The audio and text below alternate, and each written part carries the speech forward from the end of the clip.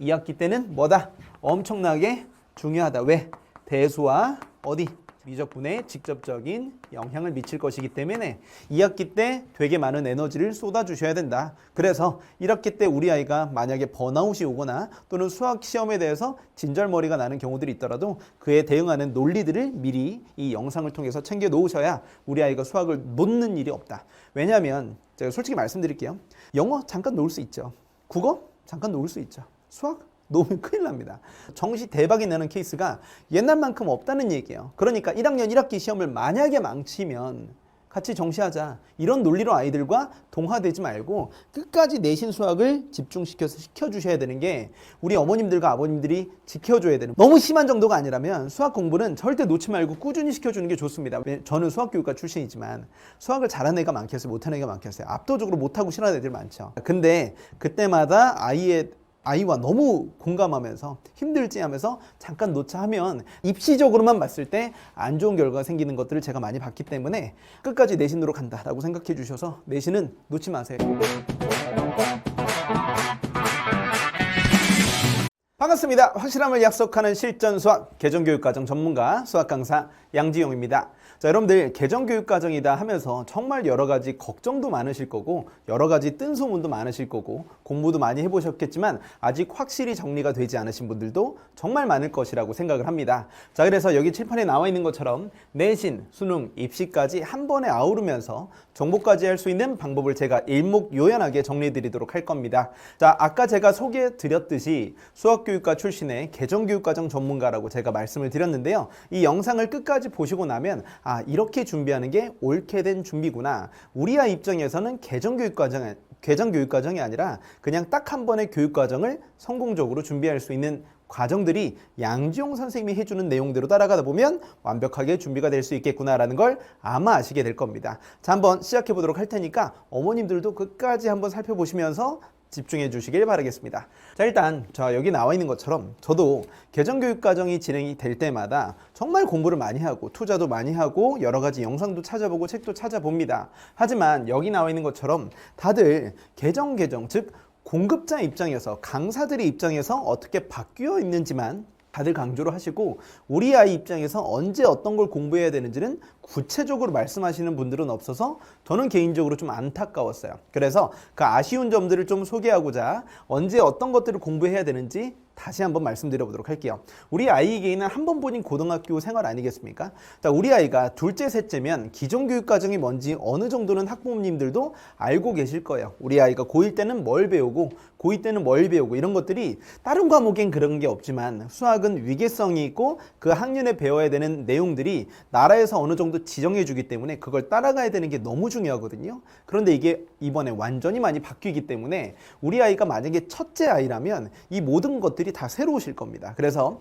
첫째 자녀를 둔 분이거나 아니면 둘째, 셋째 또는 그 이상의 자녀를 두신 분들이 이 영상을 보시면서 맞아, 이건 이렇게 바뀌었구나, 또는 2학년 때는 이런 걸 해야 하는 게 좋겠구나 라는 것들을 아시게 될 겁니다. 자, 일단 여기 나와 있는 것처럼 우리 아이가 지금부터 벌써 정시를 준비하거나 이런 친구들은 없을 것 같아요. 그래서 고등학교 입학 전에 내신의 교과 과정은 어떻게 공부해야 되며 내신 등급제라든지 각 학년별로 학기별로 어떻게 준비해야 되는지, 방학 때는 어떤 걸 공부해야 되는지 내신적인 부분과 그리고 수능은 어떻게 준비를 미리 해야 되는지에 대한 내기, 그리고 세특사항이라든지 기타 등등에 대한 입시와 관련된 수학 관련된 부분들은 어떻게 준비해야 되는지까지 말씀을 나눠서 드려보도록 할 테니까 영상 끝까지 한번 살펴보도록 할게요. 자, 일단 첫 번째 개정교육과정과 내신적인 얘기 또는 교과과정 각각에 집중해주는 말씀을 드려보도록 하겠습니다. 자, 현재 2025년도 기준으로 고1부터 적용이 됩니다. 2025년도에 고1이 되는 학생들이 차곡차곡 공부를 해서 수능 입장에서는 2028 학년도 수능부터 개편된 2022 개정교육과정에 대한 수능을 본다라고 보시면 되겠습니다. 자, 그래서 2028 학년도라는 게 무엇이냐면 이 아이가 그해 대학을 갔을 때 될 만한 대학교 학번이라고 생각하시면 됩니다. 그래서 28 수능이라고 보통 이야기를 하실 텐데요. 28 수능은 27년도 11월에 볼 예정이니까 이때까지 전에는 1호 개정교육과정 2015년도 개정교육과정을 통해서 수능을 보는 거고요. 이때부터는 2025 학년도 수능이 시행이 된다. 2025 개정교육과정으로 수능이 시행이 된다라고 보시면 되겠습니다. 자, 연도 구분은 좀 됐고요. 이제 교과 과정에 대해서 한번 자세히 말씀을 드려보도록 하겠습니다. 자, 우리 옛날에는 선생님도 그랬고요. 아마 학부모님들도 예전에 고1 수학하면 집합과 명제부터 시작하는 공통수학이라는 걸 배우셨을 겁니다. 하지만 그 1단원이 요새는 다항식으로 바뀐 지 꽤 오래되었고요. 용어는 예전에는 고1 수학이라고 다들 이야기했지만 요새는 또 다시 바뀌었습니다. 공통수학이라는 말로 다시 한번 고1 수학을 이야기하게 되었고요. 예전에는 수학상 또는 수학하 이렇게 나눠져 있거나 고1 수학 이렇게 이야기했었지만 공통수학 1, 공통수학 2 나름대로 학년 고등학교 1학년에 대해서 1학기 수학, 2학기 수학 이렇게 생각해 주시면 조금 마음 편하실 것 같아요. 자, 그리고 일반 선택 과목과 진로 선택 과목이 있고요. 일반 선택 과목은 보통 고2 또는 고3 때 배운다고 생각하시면 되겠습니다. 진로 선택 과목은 필수는 아니고요. 말 그대로 자기가 선택해서 수강하는 과목이라고 보시면 되겠습니다. 자, 하지만 일반 선택 과목 이 부분은 전부 다 수능 직접적인 출제 범위이기 때문에 이 내용들은 모든 학생들이 고등학교 2학년 때부터 공부를 해야 된다고 보시면 되겠죠. 자, 그래서 이따가 고등학교 2학년 때별로 학교에서 보통 전부 다 커리큘럼이 조금씩 다 달라지게 될 텐데 그때 진행되는 학년 구분과 학기 구분을 나름대로 써놨습니다. 이따가 어느 정도 안들이 진행이 될지 구체적으로 보여드려 보도록 할게요. 자, 그러면 진로 선택은 언제 하냐면 기하 같은 경우에는 현재 기하가 지금도 진로 선택 과목이거든요. 근데 예전만큼 기하가 어렵지 않기 때문에 기하를 2학년 때 배우는 학교들도 꽤 많습니다. 하지만 말 그대로 절대평가라서 학생들의 입장에서 큰 부담은 없고요. ABC로 평가하고 그 ABC로 평가하는 비중도 학교마다 다 다르기 때문에 입학하셔서 그 담당 기하 선생님 또는 진로 선택 과목 선생님들과 학교의 방침에 따라 준비해 주셔도 늦지 않다. 그리고 예전만큼 어렵게 출제하지 않을 것이라는 건 어느 정도 확실해졌습니다. 다들 기하가 처음 진로 선택 과목으로 바뀌었을 때 그래도 여전히 어렵게 내지 않을까 했지만 지금 기하를 어렵게 내는 학교는 거의 없다고 보시면 되거든요. 자, 그래서 이 진로 선택 과목으로 빠진 이 미적분 2라고 얘기하는 현재 가장 어려운 미적분이라는 과목도 나중에는 좀 이빨 빠진 호랑이처럼 기본적인 개념만 공부하면서 끝날 가능성이 매우 높다 이렇게 보시면 되겠습니다. 자, 그래서 가장 중요한 과목들은 아무래도 수능에 직접적인 영향을 미치는 고등학교 2학년 과목이겠죠. 자, 근데 여러분들 오해하지 말아주세요. 학부모님들도 우리 아이는 고2 때만 공부하면 되겠구나, 고2 때 더 공부하면 되겠구나 이런 생각을 가지시면 조금 힘드실 것 같습니다. 아까 말씀드렸듯이 수학은 1학년 때부터 잘하는 게 중요하고 사실은 중학교 때부터 잘하는 것도 너무너무 중요한 위계성이 너무 짙은 과목이기 때문에 고등학교 1학년 때부터 꾸준히 실력을 향상시켜 오는 게 고2 때 또는 고3 때 수능을 위해서 너무 중요하다고 말씀을 드리고 싶어요. 자, 그러면 고2, 고3 때 배우게 되는 일반 선택 과목의 커리큘럼을 가능한 안들을 한번 가지고 와봤습니다. 자, 일단 1안입니다. 자, 이게 아마 가장 많은 학교에서 진행이 될 거라고 생각을 합니다. 2학년 1학기 때는 대수를 배우게 되겠고요. 2학년 2학기 때는 미적분 1을 배우면서 그리고 3학년 1학기 때는 확률과 통계를 배우면서 생기부가 마무리되는 커리큘럼이 가장 많은 학교에서 시행될 거라고 예상을 할 수 있겠고요. 자, 아니면 2학년 1학기, 2학년 2학기 때는 똑같이 대수와 미적분 1을 진행을 하는데 확률과 통계는 1년 내내 보는 학교들도 지금 꽤 됩니다. 대신 이 확률과 통계의 대단원이 3개밖에 안 되고 미적분 1 또는 대수와 볼륨이 작거나 같은 단원인데 1년 내내 보다 보니까 범위가 아주 좁겠죠. 또는 누적 범위로 학교에서 내신을 보는 경우도 현재도 너무 많기 때문에 이런 학교 같은 경우에는 확률과 통계 내신 대비를 1년 동안 내내 계속 가주셔야 되겠죠. 그래서 인강으로 준비하는 것도 아주 중요한 내신 대비 방법이 될 것 같습니다. 왜냐하면 범위가 너무 좁은데 그걸 오프라인 학원에서 대비하기엔 좀 부담이 될 수도 있거든요. 자, 그런 방법들도 있고요. 자, 그리고 4만 사안도 한번 살펴보도록 할게요. 자, 같이 보는 겁니다. 1학년 1학기 때 대수와 확률과 통계를 학교에서 시수를 좀 더 높여서 수학 시수를 높여서 1학기 때 둘 다 끝내버리는 학교들도 있을 거고요. 지금도 그런 학교 꽤 있습니다. 자, 선생님이 작년에는 대전에도 출강을 했었는데 대전에는 미적분을 고등학교 2학년 때까지 다 끝내는 학교 정기 커리큘럼에서 3학년 커리큘럼이 진로 선택밖에 없는 학교들이 정말 꽤 많이 됐었어요. 서울에는 많지 않았습니다. 하지만 각 지역마다 다를 수 있기 때문에 역시나 개정교육과정이 시행되고 그리고 그 아이들이 2학년, 3학년이 되면서 그 학교 분위기들을 좀 잘 많이 살펴보셔야 되는 게 중요하다. 자, 그리고 2학년 2학기 때는 미적분만 하면서 끝나고 3학년 때는 진로 선택 과목들, 절대평가들로 집중하면서 통합과학, 통합사회도 자, 고1, 고2 때 다 끝나잖아요. 그러면서 3학년 때는 수능 준비에만 집중해주는 커리큘럼도 있을 수 있고요. 자, 마찬가지로 확률과 통계가 2학기로 옮겨가는 학교도 있을 수 있습니다. 자, 이거는 같은 지역이라 할지라도 이런 친구들은 얼마든지 다를 수 있기 때문에 여러분들 확률과 통계는 그러니까 고등학교 2학년 올라가기 전에 어느 정도 한 바퀴는 돌려놓는 게 저는 개인적으로 되게 중요할 것 같습니다. 왜냐하면 확률과 통계라는 게 감각이 중요하고 초반이 되게 어렵거든요. 대수라든지 미적분은 하면서 좀 완성돼가는 과정이 있는데 확률과 통계는 1단원이 가장 어렵고 3단원이 가장 쉬워요. 그렇기 때문에 1단원에서 너무 힘들어하면 학기 중에 처음 배우면 이게 좀 힘들 수 있다는 거죠. 그래서 방학 기간에 인강이나 아니면 여러분들 학원을 통해서 확률과 통계를 한 바퀴 돌려놓으면서 학기 중에 대수와 미적분을 정복해보는 게 내신 커리큘럼에서 가장 중요한 부분이라고 보시면 되겠습니다. 자, 그러면 이제 공통수학에 대해서 강론을 한번 말씀드려 보도록 할게요. 자, 그러면 우리가 고1, 2 때 또는 고3 때까지 어떻게 배우는지 이야기를 한번 해봤다면, 자, 고1 수학에 대해서 한번 말씀드려 보도록 하겠습니다. 자, 공통수학 1은 모든 단원이 3단원인데 대단원이 공통수학 1만 4단원이에요. 그런데 한번 생각해 보겠어요. 4단원이면 되게 무겁겠지만 사실은 고등학교 1학년 1학기 때부터 아이들에게 학습 부담을 주게 하고 싶지는 않은 게 교육부와 평가원의 마음일 겁니다. 그렇기 때문에 행렬이 예전 교육과정이 있었지만 이게 행렬이 없었다가 다시 들어왔거든요.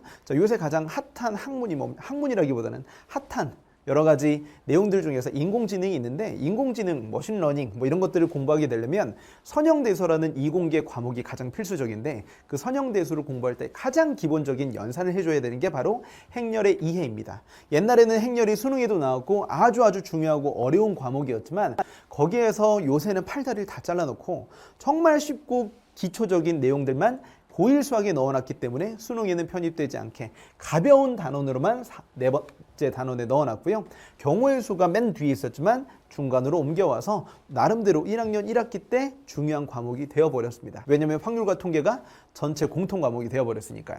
자, 그래서 경우의 수가 2학기에서 1학기로 앞으로 이동했고 행렬은 아주 간단히만 학습을 할 수 있도록 도와주고 있습니다. 근데 이제 역시나 여러 문항이 예전에 있던 문항들도 다시 갖다 쓰실 수도 있겠지만 학교 선생님들께서 새로운 문항들도 개발될 여지가 많거든요. 예전에 행렬이 있었을 때 개정교육과정, 그때 교육과정에서의 수학 컨텐츠를 개발하는 시장과 지금 시장은 너무나 많이 달라졌어요. 요새는 대학교 동아리에서도 그냥 여러 가지 모의고사를 만드는 게 취미인 학생들이 모여서 모의고사를 만들어서 출간을 할 정도로 수학 컨텐츠들을 만드는 게 크게 어려운 일이 아닙니다. 예전에 비해서 정말 다양한 문제들이 쏟아지고 있기 때문에 이 팔다리를 잘라놓은 아주 좁은 범위에서도 문제가 될 수 있는 어려운 문제들도 출제될 수 있지만 참고만 해놓고 공부를 해놓도록 할 거고요. 그래서 나중에 나올 참고서라든지 내신 기출들을 계속 신경 쓰시면서 관찰해 주시는 게 중요합니다. 그래서 여기 중간 라인을 잡아놨는데요. 자, 중간고사 범위는 당식과 또는 방정식까지 보통 나갑니다. 부등식까지 나가는 학교들도 있어요. 근데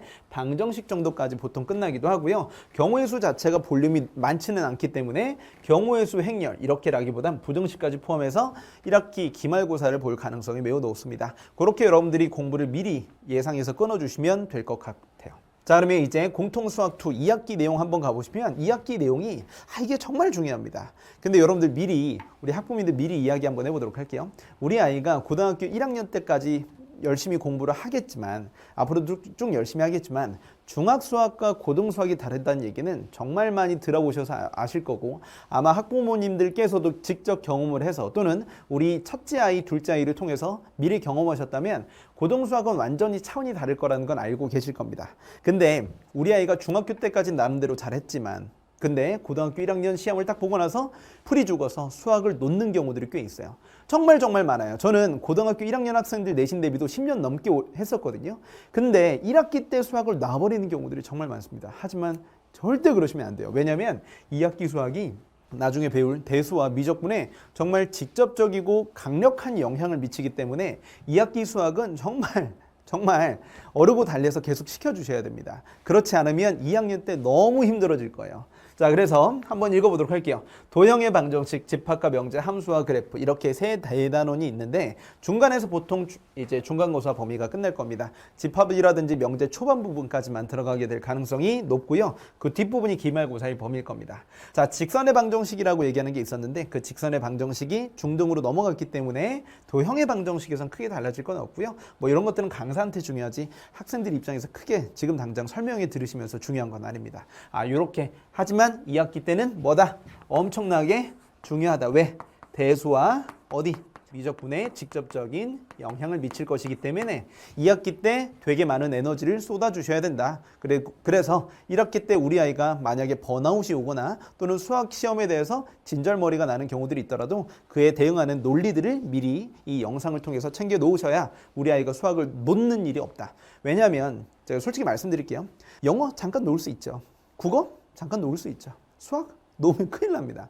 왜냐하면 주변 둘러다 보시면 수학을 어떻게 해서 못하게 됐나요? 라는 얘기를 들어보시면 그냥 잠깐 놔서 그런 겁니다. 잠깐 학원 한 달 끊었더니 2달 정도 수학 안 시켰더니 그때부터 걷잡을 수 없이 수학적 사고력이 문을 닫아서 다시 들어가는 게 너무 힘들더라. 물론 다시 해서 잘하는 경우도 있겠지만 그게 우리 아이일까? 라고 생각해 보신다면 좀 약간 다른 얘기일 수도 있습니다. 그래서 수학을 꾸준히 시켜주게 하는 것, 그래서 재미있고 유익하고 성적 향상이 될 수 있는 수학을 시켜줄 수 있는 양종 선생님과 공부하는 거 너무 중요할 것 같아요.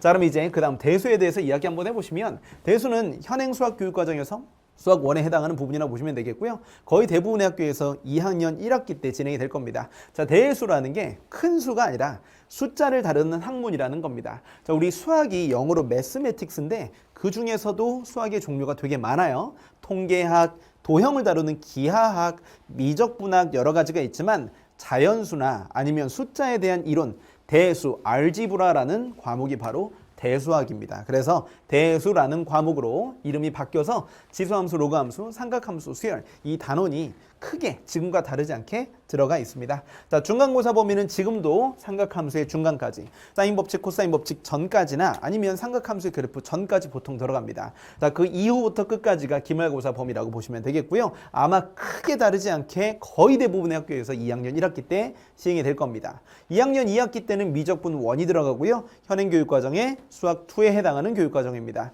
자, 크게 다르지 않습니다. 뭐 몇 가지 달라진 지점이 있지만 그건 우리 아이가 지금 공부하면서 크게 중요한 부분은 절대 아닙니다. 자, 함수의 극한과 연속 그리고 미분, 적분으로 구성되어 있는데 아시다시피 가장 중요한 과목 아니겠습니까? 그래서 고등학교 1학년 때 2학기 때 아까 말씀드렸던 도형의 방정식과 함수와 그래프 내용을 올바르게 배우고 내신적인 내용으로 심화가는 것뿐만 아니라 모의고사 내용으로 심화 과정까지 공부했던 친구들이 수능까지 압도적으로 좋은 성적을 유지할 가능성이 높다. 그래서 이 부분이 아마 우리 수능 때까지 가장 어렵게 또는 가장 힘들게 하는 부분이 아닐까 싶습니다. 자, 이 부분도 이제 미적분 1이 되겠고요. 이렇게 해서 보통 2학년 2학기가 끝납니다. 중간에 확률과 통계를 병행할 수도 있는 거고요. 그 확률과 통계 교육과정은 지금도 역시 크게 다르지 않습니다. 뭐 원순열 삭제되고 이런 내용이 다시 들어가고 이런 내용들이 있지만 자, 중간고사 범위는 확률 범위 중간까지입니다. 그래서 확률의 덧셈 정리까지 보통 지금도 많이 들어가고요. 조건부 확률부터 통계 끝까지 기말고사 범위가 들어가는데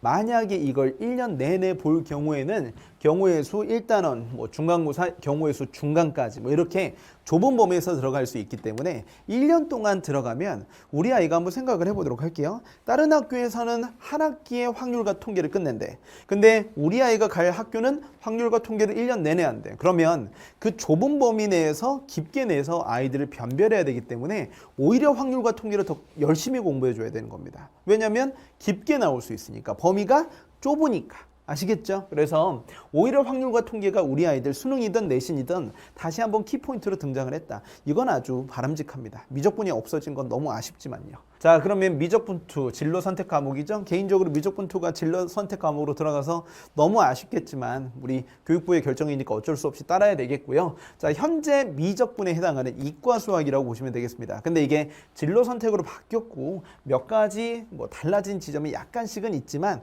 크게 중요하지는 않고요. 현재 이과 수학 부분과 큰 변동 없이 그대로 들어가 있습니다. 자, 중간고사 범위는 미분 중간까지 그리고 적분법 끝까지인데 여기에서 정말 많은 문항들이 우리나라 개정교육과정, 해방교육과정 이후에 한 번도 탈락된 적이 없었지만 이제는 이과교육과정에서도 진로 선택으로 들어가 버렸기 때문에 이 개발된 문제들을 어떻게 학교에서 출제하고 절대평가로 평가할지는 학교 선생님의 의지와 학교의 방침에 따라 달렸다는 걸 계속 신경 써주시면서 학교에서 발표하는 것들을 이제 집중해 주시는 게 중요하겠죠.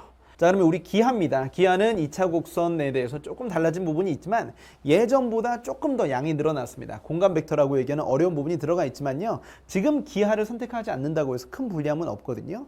그래서 기하도 지금처럼 크게 어렵지는 않은 과목이 될 가능성이 매우 높습니다. 미리 참고는 해놓으시고요. 2학년 때 하는 학교들도 있고요. 3학년 때 하는 학교들도 있을 겁니다. 자, 그러면 우리 그 다음에 개정교육과정에 대해서 각 과목별로 언제쯤 어떤 걸 공부하는 게 좋을지에 대해서 말씀을 드려봤습니다. 자, 그러면 내신 등급의 변화에 대해서 말씀드려보도록 할게요. 이거는 하도 뉴스에서 많이 이야기해서 알 텐데 저는 이 개정교육과정의 변화 중에서 내신 9등급제에서 5등급제로 가는 건 정말 찬성입니다. 왜냐하면 아까 말씀드렸던 것처럼 일반 선택이면 거의 대부분의 학생들이 다 선택을 해요. 전교생들이 이걸 다 선택합니다. 근데 진로 선택 과목이거나 아니면 과학 과목 같은 경우 또는 사탐 과목 같은 경우에는 이 선택 과목을 선택한 학생들의 모수가 즉 대상 자체가 많지 않기 때문에 우리 학교에서 한 명만 1등급이고 두 명만 1등급이고 4등부터는 2등급이고 이런 경우들이 정말 비일비재했습니다. 자, 저는 그게 너무 안타까웠어요. 이 학생하고 한 문제 차이 또는 서술형으로 잠깐 틀린 것 때문에 등급 자체가 자연수 단위로 뚝뚝 떨어져서 차이가 있다는 것 자체가 좀 너무 믿을 수 있나? 라는 생각이 들었는데 자, 그런 일이 좀 많이 없어졌죠. 학생 수도 실제로 많이 줄고 있기도 하고요. 그럼 심한 경쟁을 없애기 위해서 9등급제로 바꿨습니다. 자, 현재는 예전에는 1등급이 상위 4%, 그 다음 누적 11%, 23% 이렇게 각각 2, 3등급이 나누어지고 좌우 대칭으로 9등급까지 나눠졌습니다. 9등급은 일부러 선생님이 눈웃음으로 처리해버렸습니다. 너무 속상한 등급이기 때문에. 자, 그렇지만 5등급으로 바뀌어버려서 조금 여기 쓰여져 있죠. 한결 여유로워졌습니다. 선택 과목일 경우에 1등급을 예전보다 더 많이 받을 수 있고 그 학생들끼리의 구분은 많이 없을 겁니다. 근데 예전에는 그래도 인서울대학이라고 얘기하는 대학을 가려면 못해도 한 이 정도, 내신 정도로는 한 2, 3도 좀 그래요. 한 요 정도까지 들어가 있어야 되는데 요 라인을 붙이면 1등급보다 살짝 더 오른쪽이 있죠. 그래서 현재 교육과정에서 3등급이 이 교육과정에서 3등급이 된다는 건 조금 위태로울 수 있다. 왜냐면 예전으로 봤을 땐 5, 6등급이기 때문에. 아시겠죠? 그래서 1, 2등급을 목표로 해서 열심히 공부해 주셔야 되겠고 1등급 안에서의 차이는 아마 없을 것으로 사료된다. 하지만 이 대학에서 등급을 어떻게 봐야 될지는 대학교 입학 전형을 봐야 되겠고요. 입시 기준의 변화, 아까 말씀드렸지만 예전에는 저 내신 몇이에요? 2.12예요. 저 3점대 초반이에요. 그러면 너 어느 정도 가겠다? 학종에서 물론 생기부 따라 조금씩은 다르겠지만 어느 정도의 라인은 잡혔지만 그 라인 자체가 다 무의미해지게 될 겁니다. 왜냐면 기준 자체가 너무 많이 바뀌어버렸기 때문에. 그래서 계속 1등급 받는 거 충분히 가능할 수 있으니까 내가 중상위권이다 라고 생각이 든다면 또는 중상위권을 목표로 한다면 올 1등급 받는 거 옛날에는 정말 힘든 일이었거든요. 선생님이 가르쳤던 학생 중에서 가톨릭 의대 간 친구가 있는데 그 친구가 내신 1.0 몇인가 그랬어요. 되게 잘했어요. 한 번만 이제 2등급 받고 1학년 때 기술과정이었나 그거 하나만 2등급 받고 싹 다 1등급 받았었거든요. 근데 그 친구가 대학을 잘 갔단 말이에요. 근데 그런 게 되게 어려운 일이었지만 이제는 조금 더 숨통 트여서 가능한 일이 될 수도 있다. 근데 그렇게 생각해 보면 대학교 입장에서 얘도 다 1등급이고 얘도 다 1등급인데 어떻게 이 아이를 변별하겠어요? 세특사항과 뭐겠어요? 생기부와 수능 성적이 되겠죠. 아시겠죠? 그래서 내신만 믿고 있기에는 조금 더 기준이 완화되어 있기 때문에 대학교 입장에선 수능 성적을 어떻게 반영할지 또는 생기부에서 내가 어떻게 차별점을 가져가야 될지가 너무나 중요하다는 얘기가 되겠죠. 아시겠죠? 지금은 어떻게 잘 배우느냐의 목적을 가지고 있겠지만 결국은 우리 아이가 대학을 잘 가야 되는 거기 때문에 그래서 이런 사고 과정을 정말로 선생님 나이가 막 엄청나게 오래되진 않았지만 제가 15년 차예요. 내년쯤 되면 15년 차, 16년 차 되는데 제가 학생들 가르치면서 고1부터 고3까지 내신 대비까지 10년 넘게 했습니다. 지금은 고3이 너무 잘 돼서 인강하면서 수능 강사가 됐겠지만 되어 있지만 내신 대비 수업까지 정말 오랫동안 현장에서 많이 진행하면서 제가 내신 대비 올해만 고3 내신 대비 몇 명 한 줄 아세요? 인강까지 하면서 현장에서 서울에서 제가 내신 대비 몇 명 한 줄 아세요? 400명 했어요. 한 학기에 400명. 이거 한 명이 우리 내신팀이 400명을 했습니다. 제 수업을 들으면서 미적분 확통 합쳐서 고3 내신 대비만요. 그래서 이런 사고 과정을 제가 다 현장에서 경험했기 때문에 고1, 고2에서 우리 아이가 어떻게 준비해야 되는지 정말 잘 알고 있다는 얘기죠. 저는 인강만 찍지 않아요. 현장에서 아이들과 직접 소통하면서 느꼈던 것들을 설명회 때 직접 다 말씀을 드리는 겁니다. 자, 그러면 이제 수능 대비는 어떻게 해야 될까? 우리 아이 아마 이럴 겁니다. 1학년 1학기 끝나고 나서 엄마 나 정시야. 이런 얘기 할 겁니다. 저는 그런 아이들한테 뭐 나쁜 얘기 아니에요. 그런 1학년 때부터 정시하라고 이야기하는 애들한테 저는 정시병자라고 얘기합니다. 자, 정시로 잘 가는 게 쉬울까요? 저는 정시로 갔습니다. 제가 머리가 좋다는 얘기가 아니고요. 저 때는 다 정시로 갔습니다.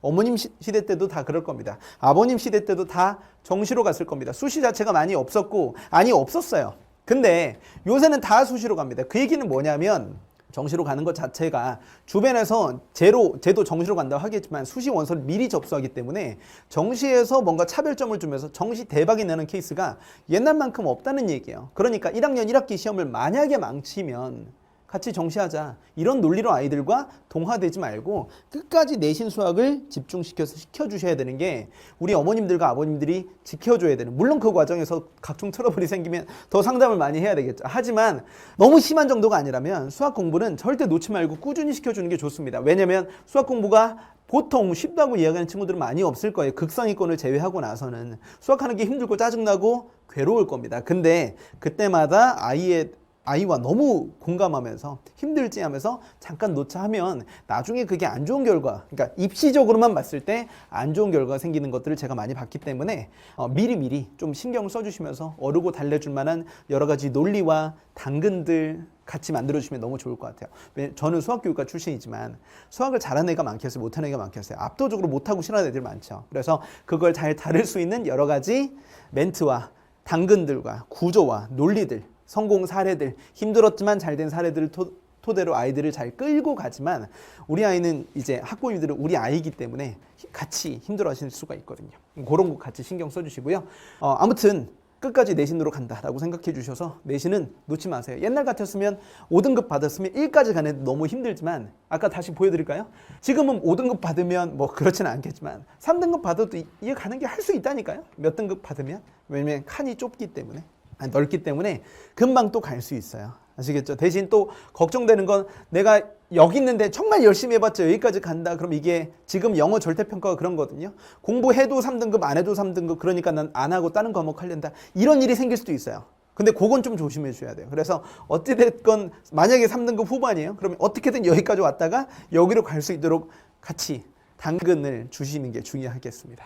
아이들 입장에서 그렇잖아요. 내가 지금 열심히 했는데 내 옆에 친구가 정말 열심히 했더니 높은 3등급이 됐더라. 근데 이게 도대체 뭔 차이냐? 100분위가 없는데. 아시겠죠? 그런 차이만 여러분들이 신경 써주시면 됩니다. 그래서 선택 과목 폐지. 그래서 수능 범위가 대수, 미적분, 확률과 통계 요 세 과목이 수능 범위니까 고등학교 2학년 때는 내신 대비 자체가 수능 대비다. 아시겠죠? 그래서 따로따로 대비하는 게 아니다. 내신과 수능을 동시에 대비할 수 있는 사람이 되는 게 중요하다라는 겁니다. 자, 그래서 난이도와 유형은 어떻게 준비하면 좋습니까? 자, 아까 말씀드렸지만 곧 있으면 아마 예비 수능을 발표할 겁니다. 이렇게 출제할 거예요. 선택 과목은 없어요. 라는 걸로 얘기할 테니까 보시고요. 과목 구분상 현재 1호 개정 교육과정에서 확률과 선택자들이 보는 시험과 유사할 거고요. 또는 예전 나형과 비슷하게 출제하게 되겠지만 문제는 뭐냐면 지금 얘네들이 전부 다 문과 애들이 보는 시험이라고 생각하시면 되거든요. 근데 문제는 뭐냐면 모든 공평성을 위해서 이과 애들도 문과 애들도 요 시험을 봅니다. 그러면 난이도는 당연히 올라갈 수밖에 없죠. 지금은 문과 학생들을 평가하기 위한 난이도의 시험이었는데 이 시험지 가지고 누구는 의대 가고 누구는 서울대 가고 누구는 고대 가고 누구는 연세대 가고 누구는 또 다른 대학교 가고 이렇게 구분시켜 주려면 난이도가 올라갈 수밖에 없으니까 현재 요 정도 수능 가지고 우리 아이 성적을 가늠하는 건 좀 아니다. 훨씬 어려워질 겁니다. 상위권 변별을 위해서 좀 중킬러 문제들이 좀 더 많아지거나 하는 경우들이 생길 수 있겠죠. 자, 그리고 여기 나와 있는 것처럼 내신과 수능의 간극이 줄어들고 있습니다. 작년에 대통령 지시로 킬러 문항이 사라지고 그리고 중킬러 문항이 두터워지면서 내신형 문항들도 사교육 테크닉이 없어야 이제 사교육 테크닉을 알아야만 풀 수 있는 문제들 같은 건 모두 다 삭제되고 있거든요. 그렇기 때문에 내신형 문항들도 올해 정말 많이 등장하고 있습니다. 내신 공부 열심히 해주시고요. 수능 공부도 너무 중요합니다. 그리고 이거 너무 중요한데요. 저는 정말 많은 학생들이 내신만 공부하고 수능 성적이 안 나오는 경우를 너무너무 많이 봤는데 내신형 인재라고 얘기하죠. 참고서만 풀고 모의고사 문제를 잘 안 풀고 그냥 각 그 범위에 맞춰서 학교에서 지정해주는 부교재라든지 교과서 문제를 달달달 외워서 내신만 보고 OMR 카드 내는 순간 전부 다 내용이 휘발되어서 다음 학기 때 그 내용 공부하는 것 자체가 불가능한 거. 그리고 수능 공부할 때 다 까먹어서 다시 시작해야 되는 경우들을 너무 많이 봤습니다. 이게 수학을 수학답게 공부하지 않고 암기 과목처럼 공부해버려서 이런 일이 벌어지거든요. 수학은 꾸준히 잡고 있어야 됩니다. 그래야만 이 범위 가지고 똑같이 수능까지 같이 봐야 되니까요. 그래서 다른 과목하고 제발 차별점을 두고 공부해 주셨으면 좋겠습니다. 그래서 모의고사형 문제들도 내신 공부할 때 꼭 보셔야 돼요. 이런 얘기를 정말 많이 해요. 선생님, 저희 학교는 이 정도까지는 안 나와요. 그럼 바보 같은 논리로 우리 아이 수학 공부에 상한선을 낮추지 말자고요. 왜? 우리 학교에서 이 정도 안 나와도 너 최저 맞추려면 어차피 학교가 내신 등급이 5등급제로 바뀌었기 때문에 학교에서 이 내신 등급을 만약에 믿지 못하면 수능 공부로 해서 내가 최저로 맞추든 아니면 100분위를 높여서 좋은 대학교에 가야 되는데 고작 우리 학교 내신 준비를 좀 쉬운 학교에서 잘했다고 그걸 가지고 수능 공부를 다시 시작하면 얼마나 힘들겠어요. 고등학교 1, 2학년 때부터 모의고사형 문제 노출되지 않으면요 2학년 때부터는 모의고사와 내신의 간격이 너무 커져서 내신은 1인데 수학은 계속 등급이 잘 안 나오고 이런 경우들이 생길 수 있다는 거죠. 아시겠죠? 그래서 사고력의 틀을 확장하는 모의고사형 문제들을 계속 공부하는 게 너무 중요하다. 자, 그러면 계속 길어지고 있으니까 제가 할 말이 너무 많아요. 그래서 궁금한 점이 있으면 Q&A 게시판에 꼭 글 올려주시고요. 입시는 어떻게 대비해야 되나요? 여러 가지 질문이 있겠지만 몇 가지만 가져와 봤습니다. 첫 번째, 미적분투 공부할 필요 없나요? 하셔야 될 겁니다. 아마 이공계 선택자들은 진로 선택 과목에서 미적분투가 어떻게 반영될지 모르겠지만 대학교의 발표를 지켜보셔야 됩니다. 왜냐하면 미적분투를 선택 안 하는 것 자체가 말도 안 되기 때문이에요. 대학교에서도 어느 정도의 생각은 다 가지고 계실 테니까 미적분투는 대신 선행학습이란 말로 너무 어렵게 또는 너무 일찍 시작할 필요는 전혀 없다. 그 시간에 대수 미적분 공부를 좀 더 제대로 해주시거나 모의고사 문제에 많이 노출되시거나 고등학교 1학년 수학을 진짜 수학을 수학답게 공부해 주시는 게 훨씬 더 중요하다. 자, 입시는 어떻게 준비해야 되나요? 자, 그 다음 거. 선행학습의 부담은 줄어들었지만 아까 말씀드렸죠. 현재 나형 또는 현재 확률과 통계, 예전 나형 또는 현재 확률과 통계 공부했던 문제들과 똑같겠지만 본질은 수학을 어떻게 배우느냐 보다 상대평가라는 게 훨씬 더 중요한 겁니다. 쟤보다 내가 잘해야 더 좋은 대학에 가야 되는 이런 말을 수학교육과 출신으로 하는 것 자체가 제가 좀 죄송스럽지만 현재 우리 입시의 가장 힘든 점의 이유는 배우는 게 많아서가 아닙니다. 배우는 건 우리나라 역사상 가장 적고요. 미적분이 이렇게 진로 선택 과목으로 들어가고 하는 건 동아시아에서도 일본보다 심지어 우리나라가 지금 싱가포르보다 덜 배우고 있습니다. 그래서 배우는 양이 많다 이건 절대 아닙니다. 상대평가 때문에. 그리고 전문직이 되기 위해서 재수, 삼수, 사수 하는 게 정말 일반화된 시대입니다. 그런 우리 친구들과 경쟁이란 말도 좀 죄송스럽지만 우리 친구들, 동년배 학생들, 동갑내기 친구들과 입시 체제에 같이 뛰어드는 게 아니라 내 1년 선배, 2년 선배, 3년 선배. 왜냐하면 미적분 때문에 힘들었는데 미적분이 없어져? 옛날에는 개종교육과정 되면 재수생이 좀 준다 그랬어요. 이제는 그렇지 않을 거예요. 문과 학생들도 오케이, 내가 하던 대로 그냥 오히려 더 의대도 갈 수 있잖아. 이런 생각으로 다시 하기 때문에 재수생들은 더 늘어날 수밖에 없습니다. 이걸 신경 써주셔야 돼요. 그렇기 때문에 상대평가라는 거. 그러니까 하나를 해도 아직 우리 아이 시간 많잖아요. 내년에 대학 가는 거 아니고 내후년에 대학 가는 것도 아니고 3년 넘게 남았습니다. 그러니까 선행학습이라는 말로 너무 속도에만 집중해 주지 마시고 올바른 길로 가고 있는지 같이 체크해 주시면서 공부를 깊게 해주시면 늦게 시작해도 잘할 수 있는 겁니다. 아시겠죠? 아시겠죠? 그러니까 제대로 하는데 에너지를 쏟아주시면 누구나 대학 잘 갑니다. 제가 학생들 봤을 때 그런 에너지를 쓰는 학부모님들과 학생들이 결과가 좋더라고요. 그래야 국어도 잘하고 다른 과목도 잘하고 하더라고. 아시겠죠? 자, 그럼 이제 어떻게 공부하면 좋을까요? 자, 자양분이라는 아주 훌륭한 강의가 있습니다. 자, 2022 개정 교육과정도 현재 자양분이라는 개념 강좌가 있는데 이건 개정 교육과정 버전으로 다시 썼습니다. 공통수학 1, 2와 수학원 공통수학 1, 2와 그리고 대수, 미적분 이 강의대로 순차적으로 개강할 예정입니다. 자, 그래서 선생님은 아까 말씀드렸죠. 고1부터 고3 학생들까지 동시에 내신 대비를 많이 진행했던 경험과 그리고 여러 가지 학교 내신이 어떤지 다 알고 있습니다. 자, 내신 고정이 제가 집필진으로 참여했었습니다. 제가 이투스 컨텐츠 팀이 있었을 때. 그 정도로 제가 내신 대비와 관련해서 정말 많은 컨텐츠 그리고 실제로 어느 정도 난이도까지 나오면 어떻게 공부를 해야 이런 애들이 대비가 되는지 다 알고 있습니다. 자, 그래서 여러 내신 유형과 자세한 대비법을 자양분해서 얘들아 이건 실제 내신 기출이야. 이 정도까지 나올 수 있어. 이런 모의고사 문제들도 모의고사 유형이라고 생각하지 말고 내신까지 대비해라는 것들을 말씀드리고 있고요. 자, 그리고 여기 나와 있는 것처럼 개념이 점수로 직결되는 방법으로 가르칩니다. 그리고 정말 중요한 얘기입니다. 내신만 좋은 학생. 제가 요새 너무 잘 돼서 고3만 하고 있거든요. 근데 문제는 뭐냐면 너무 속상하더라고요. 고3 때 애들이 저를 만나서 뭐라고 얘기하냐면 고1, 고2 때도 선생님한테 배울 걸 그랬어요. 그랬으면 제가 고3 때 이렇게 힘들지는 않을 텐데 라는 얘기를 들을 때마다 제가 정말 눈물이 납니다. 왜냐면 지금까지 공부 어떻게 했니? 라고 물어본다면 그냥 공부방에서 했어요. 또는 뭐 어떻게 했어요? 했는데 물론 그 와중에 잘한 친구들도 너무 있지만 그때 암기 과목처럼 공부해서 그냥 본질이 뭔지 모르고 연산만 그때 숙제하고 시험 보고 끝난 친구들이 너무 많더라고요. 근데 그렇게 해서 수능까지 잘 보는 거 쉬운 일이 아니기 때문에 이 모의고사형 문제들과 함께 내신형 공부들도 진행해 주시는 게 너무 중요하다. 그런 문제들과 교수법으로 학생들을 가르치고 있습니다. 그래서 반응도 매우 좋고요. 자, 그래서 저는 개정교육과정 대비 문항들과 그리고 교재 개발에 매우 적극적으로 오랫동안 투자해 왔습니다. 그래서 아까 말씀드렸죠. 수학교육과 출신이고 10년 이상의 내신 대비 경험을 통해서 그래서 수능까지 이끌어오는 훌륭한, 저는 3년 제자가 정말 많아요. 고1부터 고3 때까지 제 수업만 들었어요. 이런 친구들 정말 많았었거든요. 지금은 고3밖에 안 하지만. 그래서 많은 현장 강의 수강생이 증명하는 성적 향상 사례가 많습니다. 궁금하시면 홈페이지 찾아보세요. 제 페이지 가보시면 엄청 수강생 많고 수강 후기도 많고 좋은 결과들 확인하실 수 있을 겁니다. 자, 그래서 자양분 수강하는 대상 가볍게 말씀드려 보도록 할게요. 각 과목을 처음 공부하는 친구들 자양분으로 공부하면 너무 좋겠다. 한 번 배웠지만 개념을 공부했지만 제대로 아는 것 같지 않거나 문제풀이로 연결이 좀 힘들다 이런 친구들은 여러분들이 반드시 자양분을 통해서 진일보하게 되는 수학학습을 하게 될 것이다 라고 말씀을 드릴 수 있습니다. 자, 그래서 뭐 여러 가지 좋은 내용들이 있으니까요. 나중에 자양분 오리엔테이션 나오면 다시 확인하실 수 있을 것 같아요. 자, 정확하고 깔끔한 개념 설명, 그리고 저는 예제를 되게 중요하게 생각합니다. 자세한 개념과 예제를 학생들의 입장에서 일관된 방법으로 풀이할 수 있도록 도움을 많이 줍니다. 여러 가지 수강 후기가 있고요. 여기 나와 있는 것처럼 책 한 권만 펼치면 개념과 풀이 방법을 다 확인할 수 있어서 좋았다라는 수강 후기들도 많습니다. 자, 예를 들어서 한 가지 예제를 본다면 2가지 방식 이상을 소개하고요.